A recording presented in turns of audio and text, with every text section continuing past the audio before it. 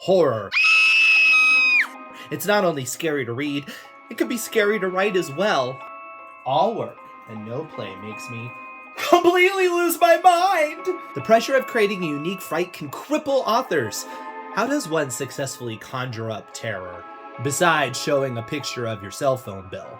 And I'll be honest, I'm really not the world's expert in horror. What's that sound?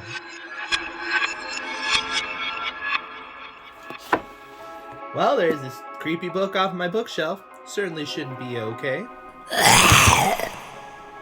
Yeah, I wasn't quite expecting that. 5 ways to scare off the pants of your readers. That's just preposterous. I guess this thing works. Number 1, go for multiple emotional responses. There are different elements to fear. The root is anxiety, the anticipation that something bad will happen. Your mind begins to wander, whether reasonable enough, at what lurks right around the corner. It's that feeling you get when walking down a dark path, that something will pounce from the shadow that concerns someone is a couple steps away from snapping and committing evil, or that apprehension you get when slicing into a bagel that it will scream out in pain and send its army of pastries after you. Okay, maybe that last one is just me. Anxiety grows to terror when what you feared about appears, and often it's even worse than you ever imagined. Another horrific element is disgust, that stomach-churning sensation when you encounter something unpleasant. Think insects, rotten food, clown makeup holes, or Pierce Brosnan trying to sing in Mamma Mia. For a rich experience, don't just focus on one emotion. You have the whole canvas to choose, and as a story chef, if you include all of these ingredients, you create a less monotonous product. Okay, so we got a grilled tomato sandwich on tomato bread with tomato sauce and sun-dried tomatoes paired with tomato juice. So take advantage of all these emotional responses and your audience will appreciate you. All right, now, number 2. Increase heart rate with short sentences. She froze. An arm reached out. Was it him? She jumped back. The fingers nearly grasped her. Short sentences give a staccato rhythm, and quickly the readers will find their heart matching it. Even if people aren't reading it out loud, they still hear that internal voice take those breaths, and it leads them on that journey. Like any other device, be careful not to overuse it, or your work will start to sound like William Shatner. But hey, it worked for Halloween, right? On to number 3. The horror of the unexpected. While it can be effective to build anxiety towards an inevitable terror, another device that you can use is the unexpected terror. Here, the characters reach a lull, maybe a quiet moment, maybe a humorous moment. But then, just when everything is calm, an unexpected terror shows up. This can be particularly effective if you've been misdirecting the audience with some comedy or character moments, luring them into a false sense of security. A bit like when my wife tells me she doesn't really mind what we do for her birthday.